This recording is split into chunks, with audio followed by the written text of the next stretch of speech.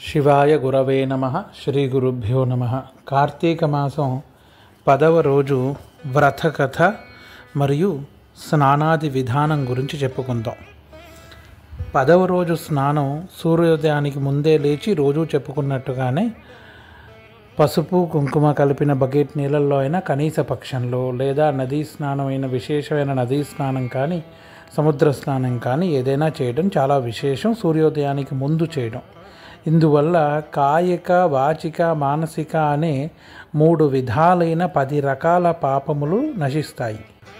వాచిక పాపములు 3, మానసిక పాపములు 3, కాయిక పాపములు 4, వెరసి 10 పాపములు అన్నమాట. 10 విధాలైన పాపములు ఉంటాయి. వాచసిక పాపము అంటే శబ్ద పాపము. శబ్ద పాపాలు 3 రకాలు. ఒకటి అబద్ధాలు చెప్పడం దగ్గర నుంచి రకరకాల నిష్ఠూరమైన శబ్దాలని పలకడము, తప్పుడు విధానాలు, తప్పుడు మాటలు మాట్లాడడము, చెయ్యని పనులు చేస్తానని మాట ఇచ్చి అపాత్ర వాగ్దత్తాలు చేయడము, ఇలాంటివన్నీ ఒక పాపం అన్నమాట. రెండవది వేద, గురు, మాత, పితృ ఇత్యాది దైవ నింద చేయడము. మూడవది ఎంగిలి భోజనం చేయడము, లేదా ఎంగిలి భోజనం ఇంకొకరికి ఎవరికైనా పెట్టడం. ఇవన్నీ వాగ్దోషాలతో, వాచస దోషాలతో సమానం అన్నమాట. రెండవది 3 రకములైన మానసిక పాపములు అని అంటారు. మొదటి మానసిక పాపము ఎదుటివాడు నాశనం అయిపోవాలి, ఎదుటివాడిని ఏదైనా తప్పుడు విధానంగా చేయాలి, ఎదుటివాడిని మోసం చేయాలి అలా అని చెప్పేసి ఎదుటివాడి గురించి రకరకములైన ఆలోచనలు మనస్సులో మెదలడం. ఇది మొదటిది. రెండవది మనస్సు యందు దైవభక్తి లేకుండా, దైవారాధన లేకుండా, ఒకవేళ కుదరని పక్షంలో ఏదైనా ప్రయాణాల్లో ఉన్నా సరే, ఆ రోజు ఏకాదశో, శుక్రవారమో, పర్వదినమో అయితే కనీసం ఒక్కసారైనా మనస్సులో నామస్మరణ కూడా చేసుకోకుండా, ఎదుటివాడు ఎవడైనా పూజలు చేస్తూ ఉంటే వాడు చేసేవన్నీ నాటకాలు, వాడు అలాంటివన్నీ చేస్తాడు, ఇలాంటివన్నీ చేస్తాడని దైవంతో కూడిన నింద చేయడం. దైవంతో అన్నప్పుడు అమ్మని నిందించిన, తండ్రిని నిందించిన, గురువుని నిందించిన మనసులో ఇది చాలా పెద్ద దోషం అన్నమాట. ఇది రెండవది. మూడవది మానసిక రూపంతో మనోవైకల్యము అని ఒకటి ఉంటుంది. అంటే పిచ్చితనం కాదు, మంచి ఆలోచించే శక్తి ఉండి, బుద్ధి ఉండి, వాసన ఉండి, శరీర శక్తి ఉండి, అన్నీ ఉండి కూడా మనస్సు యందు దౌర్భాగ్య స్థితి, లోభత్వ స్థితి పెంచుకోవడము. అది ఒక రకమైన ఆనందం కోసమై, సాంసారిక ఆనందం కోసమై, కామవాంఛ కోసమై మోహించి మనస్సుని దాని మీద ఎక్కువగా ప్రభావితం చెందింపచేసి దాని తర్వాత దాన్ని విడిచి ఉండలేక అలా ఎడిక్ట్ అయిపోవడం అని మనం సాధారణ భాషలో చెప్పుకోవడం అన్నమాట. మద్యపానాది పంచమకారాల్లో దేనికైనా బానిస అవ్వడము అని అంటారు. ఇది 3వ మానసిక దోషం. అలాగే కాయిక దోషంలో 4 రకాలు చెప్పున్నారు. ఇంకా చాలా ఉంటాయి, కానీ కాయిక చెప్పిన 4 ఏంటంటే, ఒకటి ఈశ్వరాలయం కానీ విష్ణు ఆలయం కానీ చూసినప్పుడు కనీసం ఒక్కసారైనా గుడిలోకి వెళ్ళి ప్రదక్షిణ చేయకుండా రావడం. గుడి చూసిన వెంటనే చెప్పులు వేసుకునే దండం పెట్టడం. పెద్దల్ని కానీ, గురువుల్ని కానీ, గురు సమానులైన వాళ్ళని కానీ, లేదా ఏదైనా దేవాలయాన్ని కానీ చూస్తే చెప్పులు వేసుకునే దండం పెట్టడం. ఇక్కడ చెప్పులు వేసుకునే దండం పెట్టడము అంటే చేతులు జోడించడం అని శరీరంతో చేసేది దోషం అన్నమాట. మనస్సులో తలుచుకుంటే దోషం ఉండదు, కానీ చేతులు జోడించి నమస్కారం పెట్టడం ఇలాగా సాధారణ వాడుకలో ఒక భాగంగా చాలాసార్లు అయిపోయింది. అలాగే చెప్పులు వేసుకుని భోంచేయడం, ఇదంతా కూడా కాయక పాపాలలో ఒక భాగం అన్నమాట. అలాగే రెండవ భాగం కాయక పాపాలలో ఇచ్చిన చెయ్యి పుచ్చుకోవడము అని అంటారు. అంటే ఇది దానం ఇచ్చి పుచ్చుకోవడం అనే దాని మీద చెప్తున్నాను. విషయం ఏంటంటే, అపాత్రుడైన వానికి దానం ఇవ్వడము, తదనంతరం వాడికి నేను ఇచ్చానని చెప్పేసి మళ్ళీ వాడి దగ్గర నుంచి ఏదైనా అపేక్షణ పెట్టుకోవడము, అంటే అపేక్ష వాటితో ఉండడము. నేను నీకు ఇంత చేశాను కదా, నాకు ఏదైనా చెయ్యాలి కదా నాకు అవసరమైనప్పుడు అని చెప్పే ఒక ఉద్దేశంతో చేసిన దానం గురించి చెప్పి చూపించడము, ఇలాంటివన్నీ దోషాలు అవుతాయి అన్నమాట. అందుకని అలాంటి దోషాలు కాకుండా చూసుకోవడం. దాన్నే ఇచ్చావు, ఒకరికి ఎవరికైనా ఏదైనా దానం చేసావు అంటే అక్కడితో అది మర్చిపోవాలి. దానికి ప్రతిఫలంగా ఇంకొకటి ఆశించకూడదు. ప్రతిఫలంగా ఆశించి చేసేటప్పుడు అది వేరు. ఉద్యోగం చేస్తున్నావు, జీతం ఆశించి చేస్తున్నావు, వ్యాపారం చేస్తున్నావు, లాభం ఆశించి చేస్తున్నావు. కానీ ఎవరికైనా సహాయం చేస్తున్నావు అంటే దానికి ఏదో ప్రతిఫలం ఆశించి చేయకూడదు. అలా ఆశించి చేయడమే ఇచ్చిన చేత్తో పుచ్చుకోవడము, అది దోషం అన్నమాట. అందుకని కాయకాల్లో ఇవి 2 భాగాలైతే, 3వ భాగంలో అప్రదక్షిణంగా గుడుల చుట్టూ తిరగడము, లేదా మంచివారి చుట్టూ తిరగడము, ఇలాగా అంటే అపసవ్య కార్యక్రమములని కొన్ని ఉంటాయి, అవి చేయకూడదు. తప్పుడు కార్యక్రమాలు, దాంట్లో మద్యపానం కూడా అదే విధానంలోకి వస్తుంది, ధూమ్రపానం కూడా అదే విషయంలోకి వస్తుంది. అలాగే గుళ్ళ యందు వీటిల యందు తిరగడము, తప్పుడు మార్గంతో తిరగడము, తప్పుడు మార్గంలో నడవడము, ఇదంతా కూడా వస్తుందన్నమాట. అలాగా ఆ పాపం కూడా చేయకూడదు. 4వదిగా విశేషమైనది నిద్ర లేస్తూ నిద్రపోతూ ఈశ్వరనామస్మరణ లేకుండా ఉండడము. ఇది మొదటిది. ఎందుకంటే నిద్రపోతూ చేస్తున్న ఈశ్వరనామస్మరణ నిద్ర లేస్తూ చేస్తే రాత్రంతా ఈశ్వరనామస్మరణ చేసిన ఫలితం ఎలా అయితే ఇస్తుందో, అలాగే నిద్ర లేస్తూ చేసిన ఈశ్వరనామస్మరణ నిద్రపోతూ చేస్తే పగలంతా చేసిన ఫలితం కూడా ఇస్తుంది. అదే సంధ్యావందనంలో కూడా గాయత్రీ జపం వల్ల ఏం జరుగుతుంది అని అడిగితే, యదన్హాత్ కురుతే పాపం తదన్హాత్ ప్రతిముచ్యతే, యద్రాత్ర్యాత్ కురుతే పాపం తద్రాత్ర్యాత్ ప్రతిముచ్యతే అని అంటారనమాట.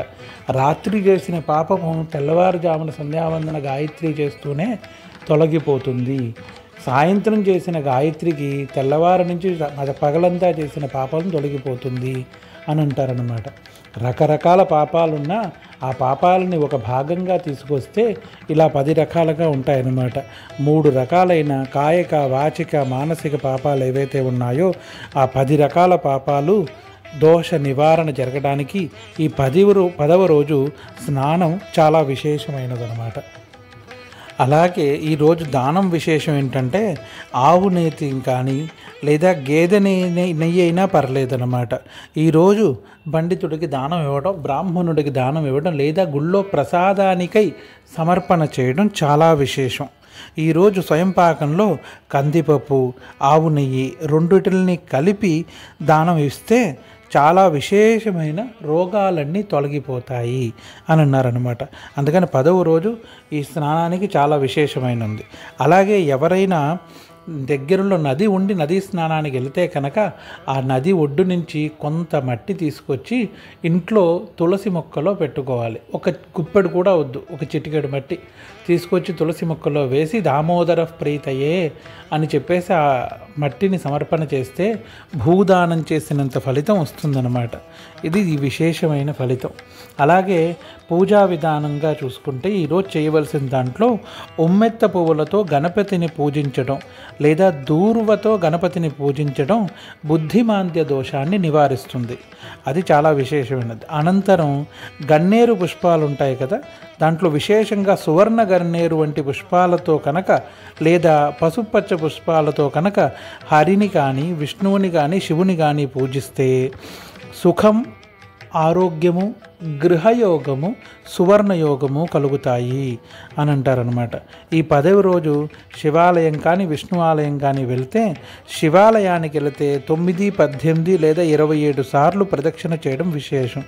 ఒకవేళ విష్ణు ఆలయానికి వెళ్తే 12 సార్లు కానీ 24 సార్లు కానీ 36 సార్లు కానీ ప్రదక్షిణం చేయడం చాలా విశేషం అన్నమాట. నిషిద్ధమైన ఆహారం ఈరోజు వంకాయ, కొబ్బరికాయ ఇవి 2 పనికిరావు, భుజించకూడదు అని అంటారనమాట. అలాగే ఈరోజు కథ గురించి చెప్పుకుందాం. అథ 10మోధ్యాయ. ఇది అజామిలుడి పూర్వజన్మ వృత్తాంతము. మనం 8వ భాగంలోనూ 9వ భాగంలోనూ పూర్తిగా విన్నాము.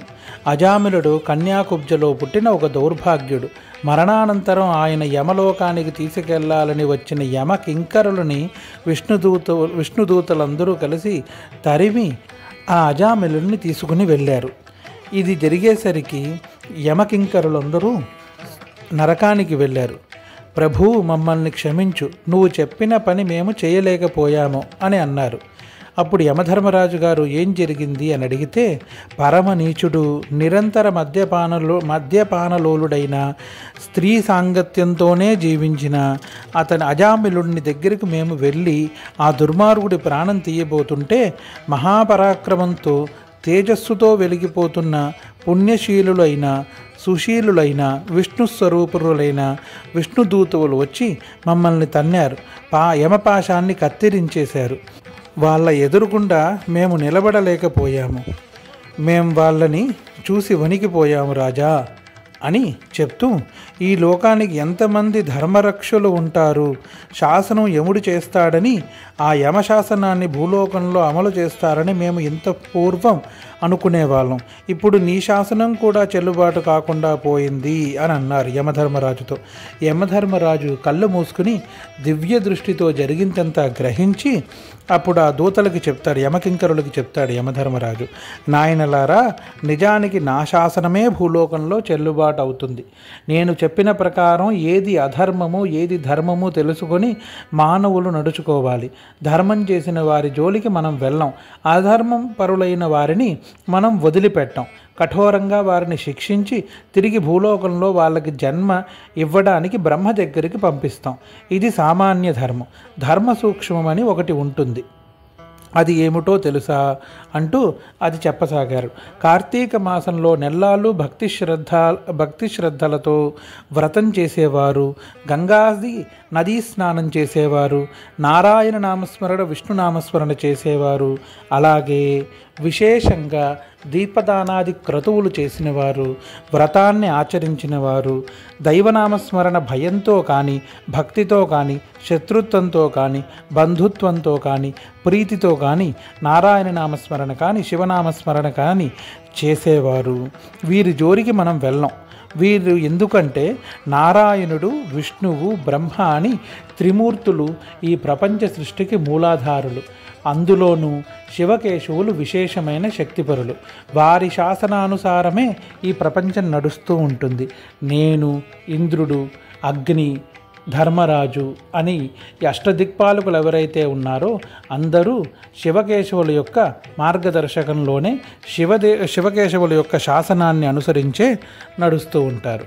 అలాంటప్పుడు అలా ధర్మాన్ని పాటించిన వారి జోలికి ఎలా అయితే మనం వెళ్ళమో అలాగే నారాయణ నామస్మరణ శివనామస్మరణ చేసే వారి జోలికి కూడా మనం వెళ్ళకూడదు అని వారికి అర్థమయ్యేటట్టు చెప్తూ, శివభక్తులైన వారి బంధువుల జోలికి కూడా విష్ణు భక్తులైన బంధువుల జోలికి కూడా మనం వెళ్ళకూడదు. మీరు భవిష్యత్తులో ఈ విషయాన్ని గుర్తుంచుకోండి అని చెప్పాడనమాట యమధర్మరాజు. వశిష్ఠ మహాముని ద్వారా ఈ కథ వింటున్న జనక మహారాజుకి ఒక అనుమానం వచ్చింది. మహర్షి అజామిలుడు ఈ జన్మలో మొదట్లో పరమభక్తుడై 18 ఏట వయస్సు వరకు మంచి బుద్ధిమంతుడై యోగవంతుడై శాస్త్రకోవిదుడై జీవించి 18 ఏళ్ల తర్వాత ఒక దౌర్భాగ్య పంతన చేరి తన జీవితాన్ని మొత్తం నాశనం చేసుకున్నాడు కదా. అసలు ఈ అజామిలుడు ఎవడు, వాడి పూర్వజన్మ వృత్తాంతం ఏమిటి, వాడు ఎందుకు అలా అయ్యాడు, దాన్ని కొంత వివరిస్తారా అని వశిష్ఠ మహామునిని జనక మహారాజు అడిగాడు. అప్పుడు జనక మహారాజు అజామిలుడు గురించి చెప్తూ, వీడు పూర్వజన్మలో సౌరాష్ట్ర దేశంలో ఒక శివాలయంలో అర్చకుడిగా ఉండేవాడు. వీళ్ళ నాన్నగారు చాలా గొప్పవాడు, పరమ శివభక్తుడు. ఆయన శివాలయంలో శివుడికి అర్చన చేస్తే మహాశివుడే వచ్చి ప్రత్యక్షమయ్యి ప్రసాదం తీసుకునేవాడట. అంతటి మహాపుణ్యాత్ముడి కడుపున పుట్టిన ఇతను పెద్ద దౌర్భాగ్యుడు, దరిద్రుడు, మతి భ్రంశం చెందినవాడు. మంచి వివేకం ఉండి చదువుండి విద్యావంతుడై ఉండి కూడా ఈశ్వరార్చన అనే దానికి మచ్చుక కూడా ఆలోచన లేకుండా తండ్రి తర్వాత వారసత్వ సంపదలో ఈ గుడి అర్చకత్వం అతనికి వచ్చినా అర్చకత్వాన్ని సరిగ్గా చేయకుండా విధి నియమాలని సరిగ్గా పాటించలేదు. ఇక్కడ మనం ఒక మాట చెప్పాలి. విష్ణు ఆలయంలో దోషం కనుక చేస్తే తులసి సమర్పణ చేసి క్షమాపణ చెప్పితే ఈశ్వరుడు విష్ణుమూర్తి క్షమిస్తాడు. కానీ శివాలయంలో దోషం చేయడం అన్నా దూషణ చేయడం అన్నా పాపం చేయడం అన్నా అంతకు మించిన దోషం మరొకటి ఉండదు. చాలా భయంకరమైన దోషం. ఇందుకు గాను రామాయణంలో ఒక కథ ఉంటుంది. రాములు వారు రావణ సంహారం తర్వాత రాజ్య పట్టాభిషేకం చేసుకుని రాములు వారు ఆసీనులై ఉన్నారు రాజ్యంలో రాజుగా. ఆ సమయంలో ఒక కుక్క వచ్చి ధర్మగంట మోగించింది. ఇదివరకు ఈ విషయాన్ని మీకు మరి చెప్పుంటాను, మరలా ఒకసారి వివరిస్తున్నాను.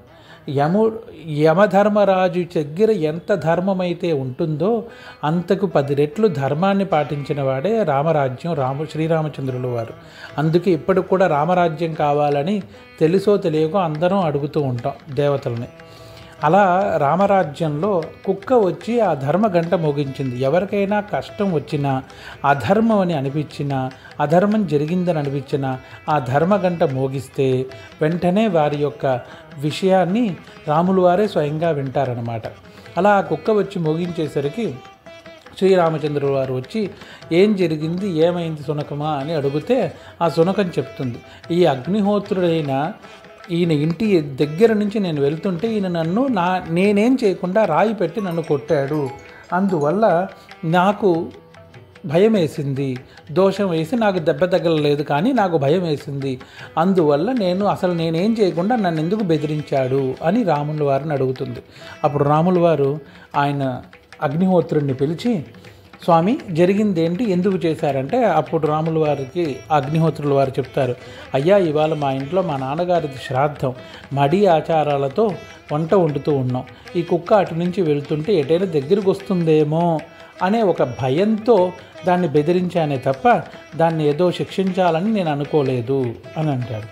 దానికి ఆ కుక్క అడుగుతుంది రాముల వారిని, నేను అటు నుంచి వెళ్ళాను కానీ ఆయన వైపు కూడా తిరిగి చూడలేదు, అలాంటప్పుడు ఆయన ఎలా నన్ను బెదిరించగలుగుతాడు అని అడిగితే, తప్పు జరిగింది, ఇప్పుడు ఈ తప్పుకి శిక్ష ఏం వేయాలో నువ్వే చెప్పని శ్రీరామచంద్రుల వారు అడిగితే అప్పుడు ఆ కుక్క చెప్తుంది, ఈయనకి 1 నెల రోజుల పాటు శివాలయంలో అర్చకుడిగా ఉండాలని ఆదేశించండి అని అంటాడు. ఆ సునకం అనేసరికి శ్రీరామచంద్రుల వారితో సహా అగ్నిహోత్రులతో సహా అక్కడ ఉన్న మంత్రులందరూ ఒక్కసారి ఆశ్చర్యపోతారు, ఇదేం శిక్ష అని. అప్పుడు శ్రీరామచంద్రుల వారికి ఆ సునకం చెప్తుంది, పూర్వజన్మలో నేను ఈశ్వరాలయంలో అర్చకుడిగా ఉండేవాడిని, పరమనిష్టతో ఉండేవాడిని, ఈశ్వర ఆరాధన చేస్తూ ఒకరోజు శివరాత్రి రోజు ఆరాధన అంతా చేసేసరికి చాలా ఆలస్యం అవడం వల్ల చీకటిలో ఇంటికి వెళ్ళే దారి సరిగ్గా కనిపించట్లేదని ఈశ్వరాలయంలో వెలుగుతున్న దీపం తీసుకుని ఆ వెలుగులో ఇంటి దాకా వెళ్ళాను. అలా ఈశ్వరుడి వస్తువు వాడినందుకు గాను ఈ జన్మలో నాకు సునకంగా జన్మ కలిగింది అని చెప్పేసి బాధపడతాడనమాట. అంటే నియమంగా పాలించడం, అంత నియమంగా పాటిస్తున్నావా నువ్వు అని చెప్పడానికి శివాలయంలో నియమం పాటించి చూపించు, నీ ధర్మం ఏంటో తెలుస్తుంది అని ఆ అగ్నిహోత్రుడికి చెప్పడము. అలాగే శ్రీరాముడి వారి సమయంలో ధర్మం ఎంత విశేషంగా నడిపించారు అనే చెప్పడానికి ఇలాంటివి చాలా ఉపకథలు ఉన్నాయన్నమాట. అలాగే వీడు కూడా అజామిలుడు కూడా పూర్వజన్మలో అర్చకుడిగా శివాలయంలోనే పనిచేశాడు. ఇంకా శివాలయంలో ఇలా చేస్తే ఏమైనా ఉందా? ఒక్క దోషానికే, ఒక్క దీపం వెలుగులో వెళ్ళినందుకే సునక జన్మ వచ్చింది. మరి వీడు చేసే పాపాలకి ఎన్ని ప్రకారైన కష్టాలు అనుభవించాల్సి వస్తుంది. అదే చెప్తూ ఈ పుణ్యాత్ముడి కడుపున పుట్టిన ఈ దౌర్భాగ్యుడు తండ్రి తర్వాత ఈ శివాలయంలో అర్చకుడిగా ఉండి దేవతారాధన సరిగ్గా చేయకపోవడము, శివలింగంపై కాళ్ళు పెట్టి పడుకోవడము, అక్కడ ఎవరైనా వస్తే డబ్బులు ఇస్తేనే వారికి పూజ చేయడము, అలాగే దేవాలయాల ఖర్చులకు ఎవరైనా డబ్బులు ఇస్తే దాన్ని తీసుకెళ్ళి మద్యపానాది సేవన చేయడము, ఇలా వ్యసనాల బారిన పడిపోయాడు. కొన్ని రోజులకి ఆ ఊర్లో విధవరాండ్రైన మొగుడు చనిపోయిన ఒక స్త్రీ ఉంటే ఆ స్త్రీతో పరిచయం పెంచుకొని ఆ స్త్రీతో కలిసి గుడి ముందర తాళం వేసుకుని గుడి వెనకాల సంసారం నడపసాగాడు. మద్యపానాది సేవన చేయడము, అలా ఇవన్నీ అతడు ఆ దౌర్భాగ్యురాలు ఇద్దరూ కలిసి చాలా సంవత్సరాల పాటు ఇలాంటి తప్పులు చేస్తూ ఉండేవారన్నమాట. ఇలా జీవితాంతము గడిపేసరికి జరిగిన విషయాలన్నీ దోషాలే. ఇక్కడ మనకు ఒక సందేహం వస్తుంది, శివాలయంలోనే అర్చకుడు కదా, అందుకని ఏదో ఒక రోజు ఏదో ఒక మాసంలో జనాలు వచ్చారనైనా సరే శివాలయంలో దీపం పెట్టుంటాడు, ఆరాధన చేసుంటాడు, మరి దానికి ఫలితం ఉండదా అంటే మంచి చేసిన దానికి ఎప్పుడూ ఫలితం ఉంటుంది, కానీ చెడు చేసిన దానికి కూడా ఫలితం ఉంటుంది. కానీ పాపం ఎక్కువ ఉంటే పుణ్యం తక్కువ ఉంటే పాపానికే మొదట శిక్ష ఉంటుంది. తర్వాత ఆ పుణ్యాన్ని అనుభవించడాని కోసమే కొంత పాపంతో కలిపి క్షీణే పుణ్యే మర్త్యలోకం విసర్జయంతి, క్షీణే పాపే మర్త్యలోకం విసర్జయంతి. ఎంత ఎక్కువ పుణ్యం చేసినా ఆ పుణ్యాన్ని ఈశ్వరార్పణ చేయకుండా వెళ్తే స్వర్గంలో ఆనందాన్ని సుఖాన్ని అనుభవించి అవంతా అయిన తర్వాత అక్కడి నుంచి కిందకి తోసేస్తారు భూలోకానికి. అలాగే పాపానికి కూడా ఇతడు దేవాలయంలో చేస్తూనే అన్ని పాపాలే చేశాడు, పుణ్యం చాలా తక్కువ ఉండడం వల్ల ఇది సుకృతంగా మారుతుంది. కానీ ఎప్పుడు ఈ పాపానికి సంబంధించిన కర్మలన్నీ అనుభవించిన తర్వాత కొన్ని వందల జన్మలో వేల జన్మల తర్వాత వస్తుంది. ఆ వేల జన్మల తర్వాత వచ్చే సుకృతం వల్ల జరిగేది ఏంటంటే సత్కార్యక్రమం చేసేయడానికి ఒక మార్గం కనిపిస్తుంది. మంచి పని చేయడానికి ఎవరో ఒకరు చెప్తారు, ఎవరో ఒకరు శివనామస్మరణ చేసుకోవయ్యా, ఈశ్వర నామస్మరణ చేయవయ్యా అనో, నారాయణ నామస్మరణ చేయమనో, దానం చేయమనో ఎవరో ఒకరు మార్గదర్శనం చేస్తూ ఉంటారు. అది పూర్వజన్మ సుకృతం వల్ల అలా మార్గదర్శకులు దొరుకుతారనమాట. కానీ ఇతడు ఆ దౌర్భాగ్యురాలు ఇద్దరూ కలిసి చేసిన పాపాలే ఎక్కువ ఉండేసరికి ఇద్దరికీ పోయే కాలం రావడము, అంతిమ సమయం రావడము, శరీరం మొత్తం ముసలితనంతో ముడతలు పడిపోయి కళ్ళు కనిపించకుండా, చెవులు వినపచ్చకుండా, నోటి నిండా పొక్కులతో, విపరీతమైన రోగాలతో, భయంకరమైన రోగాలతో ఇద్దరు చనిపోయారు. అనాయాసేన మరణము అని అంటారు. అంటే మృత్యు వచ్చినట్టు కూడా తెలియకుండా మరణించడమే చాలా గొప్ప. ఈ రోగాల పాలిన పడి ఇవన్నీ పాలిన పడడం అంటే జన్మజన్మాంతరాల యందు చేసిన పాపముల వల్ల ఈ జన్మలో చేసిన పాపాలతో సహా కలిపే అలాంటి రోగాలు ఇవన్నీ వస్తాయి. ఆ రోగాలు రాకుండా ఉండడానికే దీపదానాలు, ఈశ్వరాభిషేకాలు, నవగ్రహ దానాలు చేస్తూ ఉండాలి. వీళ్ళిద్దరూ ముసలితనంతో అంతా చేసిన పాపాలతో సహా కలిసి మరణించారు. ఇద్దరిని యమకింకరులు యాతనా శరీరాల్లో తీసుకుని యమలోకానికి వెళ్ళారు. యమలోకానికి వెళ్తే యముడి దగ్గర వీడు చేసిన పాపాల చిట్టాలన్నీ చెప్పేసరికి యముడు వారి ఇద్దరికీ 1000 సంవత్సరాల పాటు తప్తవాలుగా నరకాన్ని మొదట ఇచ్చారు. అంటే ఒక మూకుడులో ఇసుక వేసి వేయిస్తూ ఆ ఇసుకలో ఈ యాతనా శరీరాన్ని కూడా కలిపి వేయిస్తూ ఉంటారనమాట. అలాంటి నరకము, దాని తర్వాత క్రిములతో జీవించే నరకము, ఇలా రకరకాలతో పాటు శివాలయంలో కామకేలి చేసినందువల్ల మండుతున్న ఇనుప మూర్తులని కౌగులించుకునే నరకం అంటారు అది. అలాంటి నరకాన్ని ఇచ్చి కుంభీపాకాది నరకాలతో బాగా కష్టాలు పెట్టించి 1000 సంవత్సరాల తర్వాత పేడలో పురుగుల్లాగా, కుక్కల్లాగా అలా మూగ జీవాల రూపంలో కష్టపడే రూపంలో జన్మలిచ్చి తదనంతరం బ్రహ్మరాక్షసులుగా కూడా కొన్ని జన్మలు ఎత్తి చివరికి ఈ జన్మలో అజామిలుడి రూపంలో తను, అలాగే ఆ విధవరాలైన ఆ అమ్మాయి ఎవరైతే ఉందో ఆవిడ బోయదాని రూపంలో, వేశ్య రూపంలో ఈ జన్మలో పుట్టారు. ఇతడు పూర్వజన్మ సుకృతం వల్ల, తల్లిదండ్రుల యొక్క అనుగ్రహం వల్ల 18 ఏళ్ళ వరకు బుద్ధివంతుడై ఉన్నా సమిధల కోసమై వనానికి వెళ్ళినప్పుడు ఈ బోయ స్త్రీ, ఈ వేశ్య స్త్రీ ఎవరైతే ఉందో ఈవిడిని చూసి మోహించేశాడు. ఎందుకంటే వాసనా ప్రభావం జన్మజన్మాంతరాల ముందు ఆవిడతో ఉన్న సంగమ వాసన ఉంది కదా, అది మళ్ళీ ఇటువైపు లాగేసింది. ఇంక దాంతో పాపాల మీద పాపాలు చేస్తూ 14 మంది పిల్లల్ని కని జీవితాన్ని సర్వనాశనం చేసుకున్న ఈశ్వరారాధన, ఈశ్వరాలయంలో కొంత సేవ చేశాడనే ఒక్క సుకృతం ఏదైతే ఉందో ఆ సుకృతం వల్ల వాడి చివరి కొడుక్కి నారాయణ అని పేరు పెట్టుకున్నాడు. వీడు కొడుక్కి నారాయణ అని పేరు పెట్టుకోవడం, ప్రతి చిన్న అవసరానికి చిన్న కొడుకునే పిలుస్తూ ఉండడం, తద్వారా నారాయణ స్మరణ చేస్తూ పాపాలు పోగొట్టుకున్నాడు. కార్తీక మాసంలో 10వ రోజు తెల్లవారుజామున లేచి స్నానం చేసి తెలిసి కానీ తెలియక కానీ ఆవు పెరుగుతో కానీ పంచామృతాలతో కానీ ఈశ్వరుడికి అభిషేకం చేసి ఆవు నెయ్యిని దానం చేసిన వారికి పూర్వజన్మలో తెలిసి కానీ తెలియక చేసిన ఎన్ని రకాలైన పాపాలైనా తొలగిపోతాయి అన్నమాట. అలా ఈ అజామిలుడు పూర్వజన్మ సుకృతం వల్ల చిన్న పిల్లవాడికి పెట్టుకున్న నారాయణ అనే శబ్దం వల్ల, నారాయణ అనే పేరు వల్ల, దేవతా స్మరణ చేయడం వల్ల అంతిమున వైకుంఠం పొందాడు అని అంటారు. అలాగే పిల్లలకి దేవతా పేర్లు పెట్టుకోవడం కారణం ఏంటంటే స్మరణ మాత్రం చేత వాళ్ళని మనం పిలుస్తూ ఉంటామనే ఒక సదుద్దేశంతోనే అన్నమాట. తెలిసి కానీ తెలియక కానీ మానవుడు ఏదో ఒక పాపం చేస్తూనే ఉంటాడు. పూర్వజన్మ కర్మ అనుభవిస్తేనే వాడికి ఆ పాపం నివృత్తి అవుతుంది. భయంకరమైన మహాపాపాలు కూడా అనుభవించడంతోనే తొలుగుతాయి. కానీ ఎటువంటి పాపమైనా సరే దానాల వల్ల పోతుంది, నారాయణ నామస్మరణ వల్ల పోతుంది, శివనామస్మరణ వల్ల కూడా పోతుంది. కానీ మనస్ఫూర్తిగా చేసే అవకాశము చేసే భక్తి శ్రద్ధ ఖచ్చితంగా ఉండాలన్నమాట. ఇది 10వ రోజు వృత్తాంతమైన అజామిలోపాఖ్యానం యొక్క పూర్వజన్మ వృత్తాంతం ఇది. శివాయ గురవే నమః. అందుకని 10వ రోజు తప్పనిసరిగా మీరందరూ ప్రయత్నపూర్వకంగా సూర్యోదయానికి ముందే లేచి శిరస్నానం చేసి శివాలయానికి కానీ విష్ణు ఆలయానికి కానీ వెళ్ళి యథాశక్తి అర్చన చేయించి ఈశ్వరనామస్మరణ శివపంచాక్షరి మంత్ర ఉచ్చారణ చేసుకుంటూ కుదిరితే పంచామృతాలతో అభిషేకం చేయించి యథాశక్తి ఆవు నెయ్యిని దానంగా ఇచ్చి దీపదానంతో పాటు ఆవు నెయ్యిని దానంగా ఇవ్వండి. శివాయ గురవే నమః. 10వ అధ్యాయ సమాప్తః.